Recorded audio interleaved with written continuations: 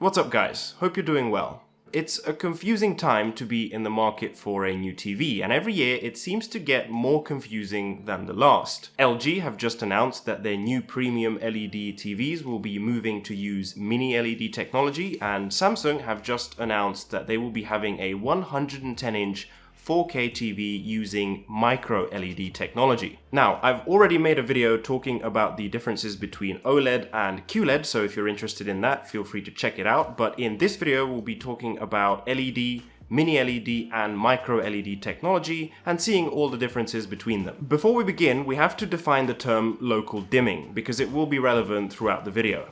So let's quickly imagine that behind your LED TV, you have 12 lights. Now let's also imagine that on your TV you have this picture of a night sky with the moon. Ideally, we want the moon to be bright and we want the rest of the sky to be dark, as it would be in real life. If all of these LEDs stay lit, the dark parts of the image will also be illuminated, so instead of black, you'll get a sort of dark grey.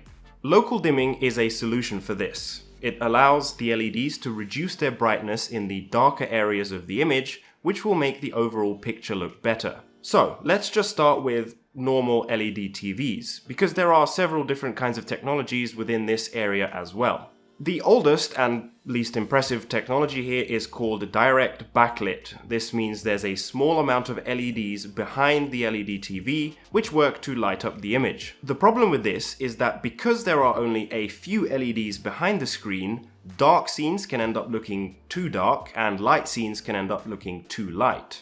You'll find this kind of technology mostly in older TVs, but you can still find them in some of the lower end, cheapest TVs available right now. And some of these TVs do not have any local dimming at all. More common these days is to have edge-lit TVs. So this is where the lights are not behind the screen, but rather they go around the edges of the display. Depending on the TV, you might only have an LED strip on the bottom, or the bottom and the top, or the sides, or perhaps even all the way around. These TVs can do local dimming, but because the LEDs are around the edges of the screen, dimming or brightening a certain part of the image might end up affecting more of the image than it should. The best LED TVs today have what's called full array local dimming.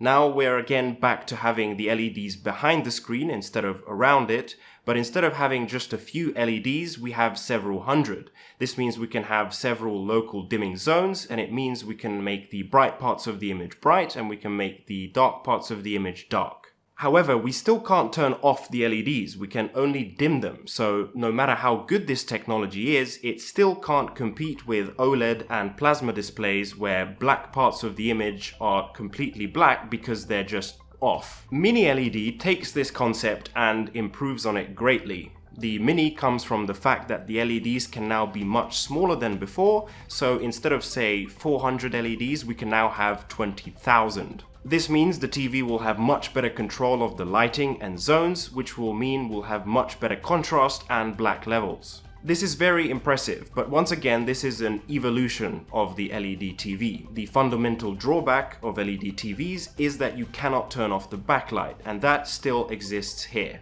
So this leads us to the ultimate leap in innovation, which is called MicroLED. Now, as the name suggests, this is once again related to size. Instead of several thousand tiny LEDs, we now have microscopic LEDs, and there are as many of them as there are pixels on the screen. So if we're talking about a 1080p display, that's a bit over 2 million of them.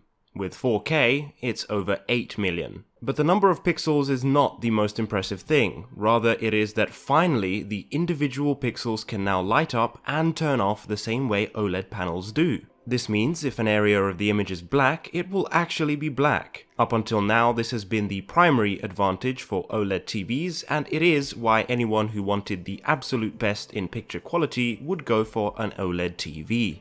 MicroLED seeks to challenge the throne that is currently held by OLED by matching it in all of the key areas without having any of the drawbacks of OLED technology. MicroLED TVs can be much brighter than OLED TVs, which will make for a better daytime viewing experience, and they also cannot get burn-in, which is a thing that can happen to OLED TVs when they display a static image for an extended period of time, it can actually leave a permanent mark on the TV, although this is becoming less and less of an issue as OLED technology matures.